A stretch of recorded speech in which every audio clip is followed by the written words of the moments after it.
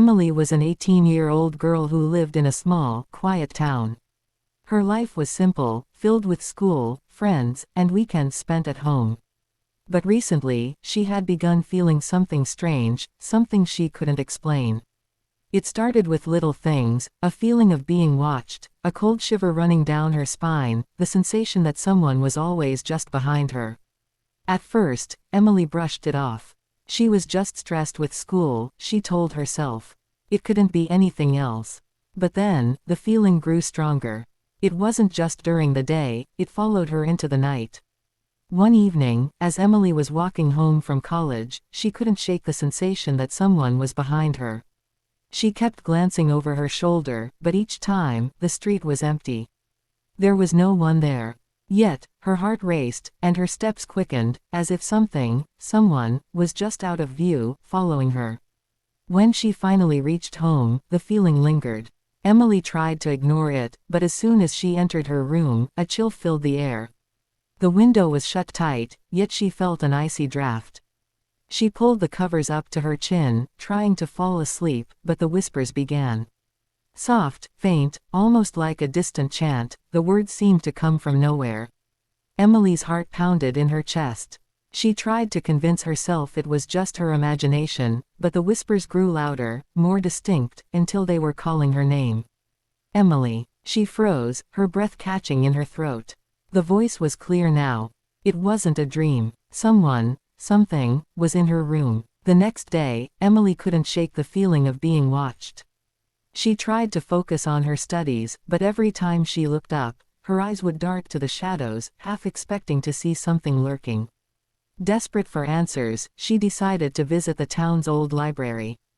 The place was dark, dusty, and had always made her feel uneasy, but she hoped she might find something that would explain the strange things happening to her. As Emily wandered through the musty aisles of ancient books, she stumbled upon an old, tattered journal hidden behind a pile of dusty volumes. It was filled with strange symbols and stories about a devil who roamed the land, taking the souls of young women. The journal spoke of a creature that could take any form, but it often appeared as a handsome man, someone who could easily charm his victims.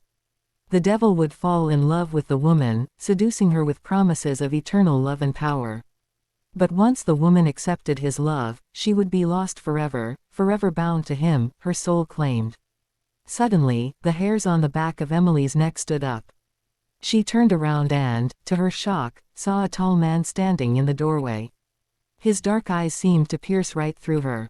He was well dressed, with a mysterious smile, and his presence felt wrong. He introduced himself as Damien, a traveler passing through the town. There was something about him that drew Emily in, something magnetic, as if she knew him from somewhere, though she couldn't place where. His voice was soft, almost hypnotic, and when he asked her to join him for coffee, she found herself agreeing without hesitation. As they sat together, Emily felt an overwhelming connection to him, one that she couldn't explain. And for the first time, the strange feelings she'd been having made sense. Damien was the reason. Something dark, something ancient, was calling to her. Over the next few days, Emily found herself spending more and more time with Damien. He was everything she had ever wanted, charming, intelligent, and impossibly captivating. He listened to her as no one else did, talking about deep topics, dreams, and desires. He always seemed to know exactly what she needed, making her feel special in ways she had never experienced before. Every conversation with him left her wanting more. But as their meetings continued, strange things began happening. Emily started noticing subtle changes in her surroundings, places she couldn't remember going, objects out of place, and an overwhelming sense of confusion.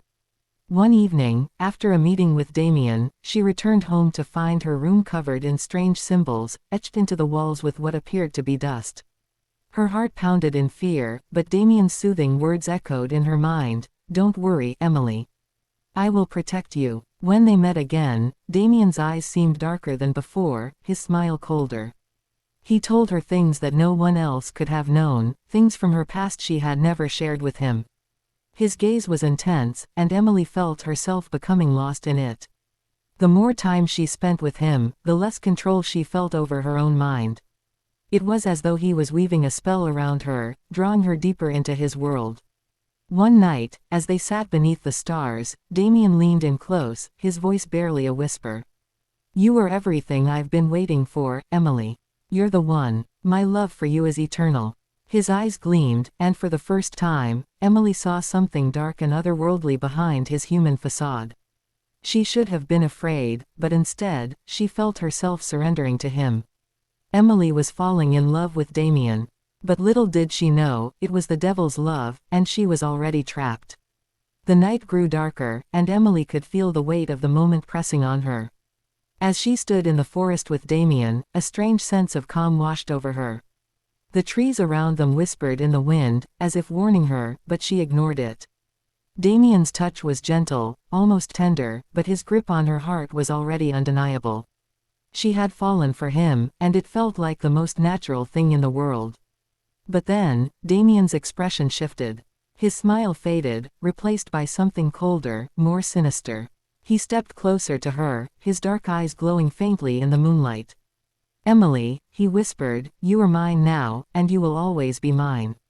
His voice was smooth, but there was a force behind it that made Emily's chest tighten. Confusion swirled in her mind. She had always thought love was supposed to feel warm, comforting. But now, in the depth of his gaze, she saw something else, something she had never noticed before. A hunger. A darkness that she hadn't wanted to acknowledge. As Damien reached out to touch her face, she felt a chill run through her entire body, as if the air itself had turned cold. "No," she whispered, stepping back, but it was too late. Damien laughed softly, his voice low and dangerous. "It's too late for you to run, Emily. You gave yourself to me long ago, whether you realized it or not. You're already mine, body and soul." His cold fingers closed around her wrist, and Emily tried to pull away, but her strength seemed to fade, as if the life was draining from her. Terror gripped her as she realized the truth. Damien wasn't a man. He wasn't even human. He was the devil. And now, there was no escape.